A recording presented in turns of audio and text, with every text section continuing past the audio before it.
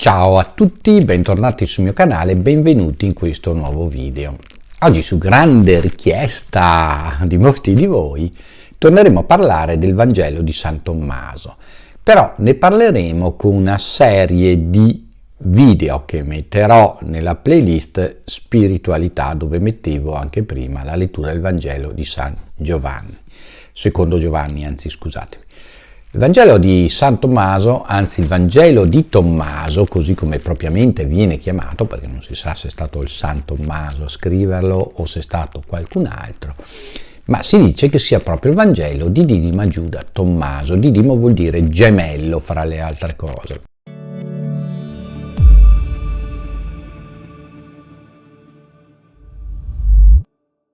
Avevamo già parlato, chi non ne fosse a conoscenza vada a vedere qua, appunto in spiritualità, troverà tutta un video intero dedicato al Vangelo di San Tommaso.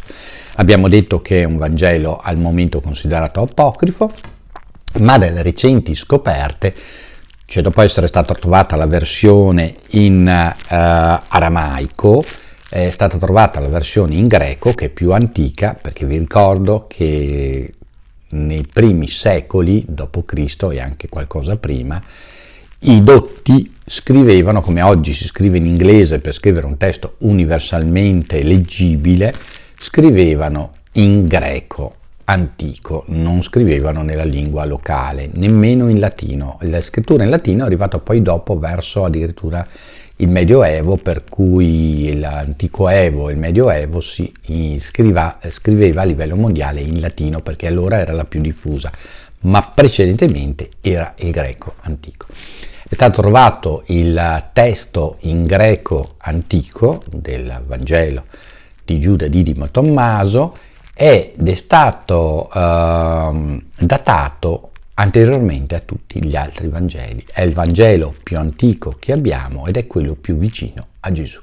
E come tale riporta prettamente i detti di Gesù. Non è un racconto, sebbene in versetti come gli altri Vangeli, è sempre diviso in logia, ma è un racconto dei detti di Gesù e a quanto pare una buona parte dei detti di quello che ha detto Gesù all'ultima cena. Andiamo a vedere allora il primo versetto. Versetto numero 1. E lui ha detto: colui che trova il senso segreto di queste parole non assaggerà la morte. Questo lo troviamo anche nei Vangeli canonici ed è una cosa, uno dei detti di Gesù molto interessanti. Come vi spiego spesso, Gesù dà due insegnamenti, uno pratico terreno e uno gnostico. Purtroppo anche qua dello gnosticismo non sappiamo molto, perché gli gnostici dopo Nicea furono completamente avulsi dalla Chiesa e furono perseguitati fino a essere completamente sterminati. Ci fu poi un trascinamento verso il Medioevo di alcune di queste famiglie di gnostici, di cui gli ultimi, anche molto eretici, furono i catari, di cui anche di questi si sa veramente poco. Tutto quello che era gnostico venne veramente fatto sparire, nessuna prova doveva rimanere. In realtà perché questo? Perché l'insegnamento gnostico porta ad avere un rapporto direttamente verso Dio o con Dio, se volete, senza passare attraverso nessuno. Nessuno si può definire il detentore della verità e quindi avere il potere di gestione sugli altri, ma la comunicazione è appunto di arrivare sopra. Quindi anche quanto veniva detto da Gesù aveva questo insegnamento ulteriore gnostico, spirituale, cioè dava e diceva poi: chi ha orecchie da intendere intenda, e quindi chi può capisca quello che c'è oltre la frase che dà un insegnamento fisico. E lui ha detto: colui che trova il senso segreto di queste parole non assaggerà la morte. Questo è molto importante, perché il senso poi viene riportato nel secondo versetto che andiamo a leggere testè.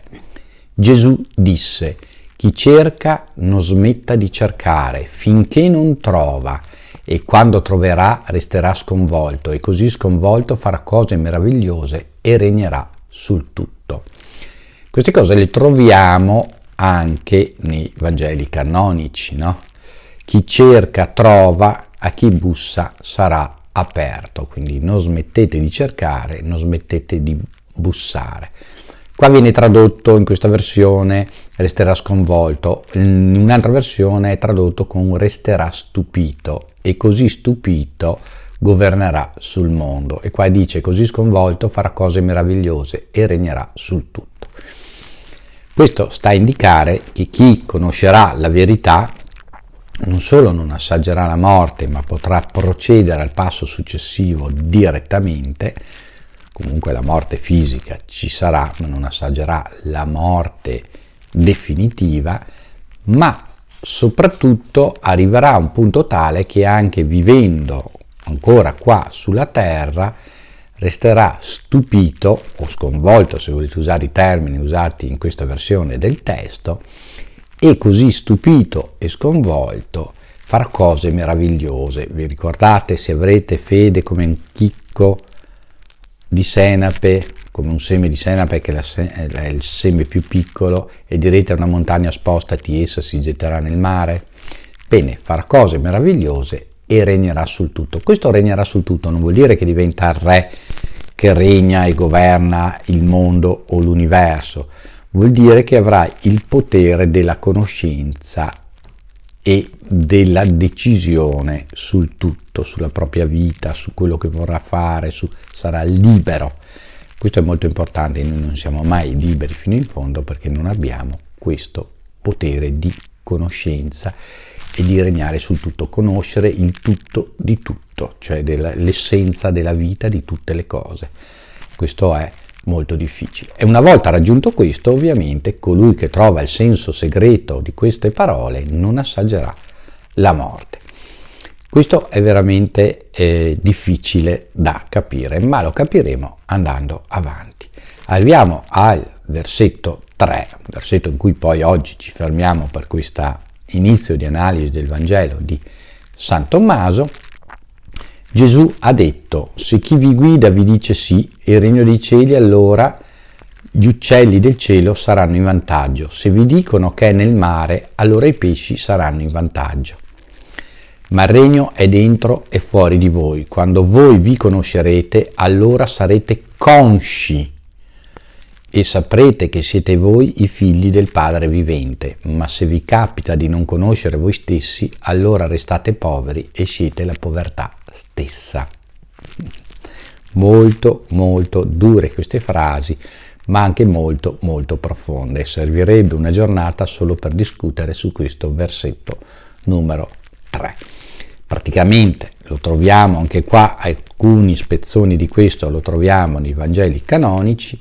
Praticamente se vi diranno a un certo punto, voi sapete che allora non si poteva dire che cioè era di difficile comprensione per il pastore di 2500 anni fa capire che esiste un mondo trascendente, un mondo spirituale, e quindi veniva chiamato il regno dei cieli. Ovviamente a un certo punto noi oggi con gli astronauti che vanno nello spazio, il regno dei cieli avrebbe poco senso perché i cieli li superiamo. Però anche Gesù per correttezza inizia a dire: se vi diranno che il regno dei cieli è nei cieli, gli uccelli del cielo saranno in vantaggio, saranno prima di voi, cioè loro vivono nel cielo già adesso, sono gli abitanti del cielo e quindi noi saremo ospiti sgraditi e incapaci di raggiungere il loro livello. Se vi diranno che è nel mare, allora i pesci saranno in vantaggio, saranno prima di voi. Quindi anche in questo caso i pesci, che poi sono in grado anche di respirare sotto acqua, eccetera, eccetera, sono avvantaggiati su di noi e noi saremo ospiti sgraditi e non saremo in grado di competere con i pesci che sono da prima di noi nei mari. Ma il regno dei cieli è dentro di voi e fuori di voi, è dentro e tutto intorno a voi. Quando voi vi conoscerete, quando voi capirete chi siete, la vostra vera essenza, che non è solo quella fisica, ma abbiamo detto è anche quella spirituale, allora sarete consci e saprete che siete i figli del Padre vivente. Allora capirete chi siete realmente. Ma se per caso non capirete chi siete veramente, resterete poveri e sarete la povertà stessa. Queste parole sono molto pesanti, ma sono molto importanti perché rimarcano ancora una volta quasi il bisogno urgente di fare un percorso di conoscenza e di presa di coscienza, il famoso pensiero cosciente, realizzare chi siamo veramente al di là di tutte le imposizioni sociali, etiche, morali, religiose, capire che siamo i figli del Padre vivente. Attenzione che usa esattamente questo termine, del Padre vivente. Anche qua ci sarebbe molto da dire, ma per oggi vi lascio con queste riflessioni. Abbiamo visto il versetto 1, il versetto 2 e il versetto 3 del Vangelo di San Tommaso e piano piano procederemo un versetto, 2 versetti, 3 versetti a secondo di quanto ci sarà da dire per ogni versetto. Ovviamente anche qua, essendo un video di pochi minuti, la spiegazione è un pochino stringata, ma sono spunti sui quali voi potrete riflettere e ampliare la vostra conoscenza. Mi raccomando, iscrivetevi al canale, mettete il like, condividete il video, ci vediamo in un prossimo video. Ciao a tutti da Ermanno. Ciao!